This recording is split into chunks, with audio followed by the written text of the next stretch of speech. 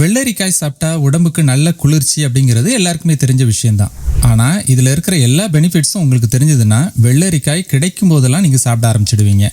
வெள்ளரிக்காயில் இருக்கக்கூடிய ஒரு முக்கியமான சத்து விட்டமின் கே. இது மற்ற உணவுகளில் இருக்கக்கூடிய கால்சியத்தை அப்சர்வ் பண்ணக்கூடிய திறனை அதிகரிக்கும். இன்னும் இதில் சிலிக்கா கண்டென்ட்டும் இருக்குது. ஸோ நம்முடைய எலும்புகளுடைய ஆரோக்கியத்துக்கு இது ரொம்பவே யூஸ்ஃபுல்லாக இருக்கும்.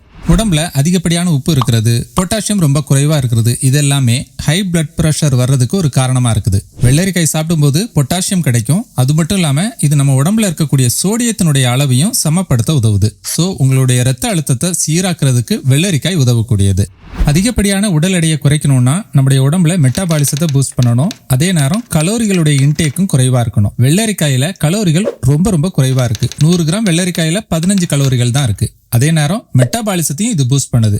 நமக்கு வயிறு நிரம்பின ஃபீலிங்கும் கொடுக்கறதுனால உடல் எடையை குறைக்க நினைக்கிறவங்களுக்கு இது ஒரு அட்டகாசமான சாய்ஸ்ன்னு சொல்லலாம். இதுல இருக்கக்கூடிய ஸ்டெரால் அப்படிங்கிற சப்ஸ்டன்ஸ் உடல்ல இருக்கக்கூடிய கெட்ட கொழுப்புகளையும் குறைக்க செய்யும் தன்மை கொண்டது.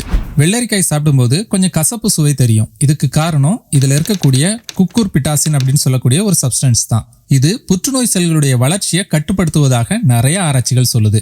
மார்பக புற்றுநோய், கருப்பை புற்றுநோய், பிராஸ்டேட் புற்றுநோயுடைய அபாயத்தை குறைக்கக்கூடிய லிக்னான்ஸ் அப்படின்னு சொல்லக்கூடிய பாலிஃபினால்ஸும் வெள்ளரிக்காயில இருக்கு.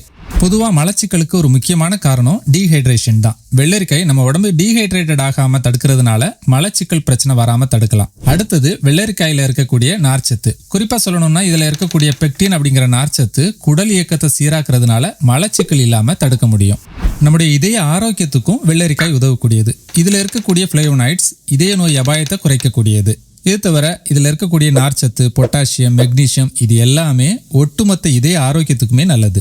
வெள்ளரிக்காய் நம்ம ஸ்கின்னுக்கு ரொம்பவே பெனிஃபிஷியலா இருக்கும். காரணம் இதுல இருக்கக்கூடிய விட்டமின் சி. இது கொலாஜன் உருவாக்கத்துக்கு முக்கியமானது. அடுத்தது இதுல இருக்கக்கூடிய ஆன்டி இன்ஃப்ளமேட்டரி ப்ராப்பர்ட்டிஸ் ஸ்கின்ல வரக்கூடிய எரிச்சல், வீக்கத்தெல்லாம் குறைக்கிறதுக்கு உதவுது. வெள்ளரிக்காயில இருக்கக்கூடிய சிலிக்கான், அதே மாதிரி சல்ஃபர் இது எல்லாமே நம்முடைய நகங்களை ஸ்ட்ராங்காகவும் ஆரோக்கியமாகவும் மாற்றக்கூடியது.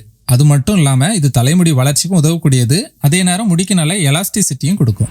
சிலருக்கு வாயில இருந்து துர்நாற்றம் வீசும். வெள்ளரிக்காய் இந்த பேட் பிரீத், அதாவது வாய் துர்நாற்றத்துக்கு காரணமான பாக்டீரியாக்களை நீக்க உதவக்கூடியது.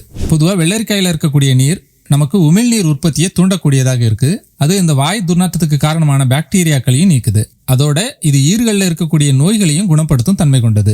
வெள்ளரிக்காய் டயபெட்டிஸ் இருக்கிறவங்களும் தாராளமா சாப்பிடலாம். ஏன்னா வெள்ளரிக்காய் ரத்த சர்க்கரை அளவை சரியான அளவுல மெயின்டைன் பண்றதுக்கு உதவக்கூடியது. அது மட்டும் இல்லாம இது ஆக்சிடேட்டிவ் ஸ்ட்ரெஸ்ஸையும் குறைக்கக்கூடியது. பொதுவா சொல்லணும்னா டயபெட்டிஸ் ரிலேட்டடான காம்ப்ளிகேஷன்ஸை வெள்ளரிக்காய் குறைக்கிறதுக்கு உதவுது.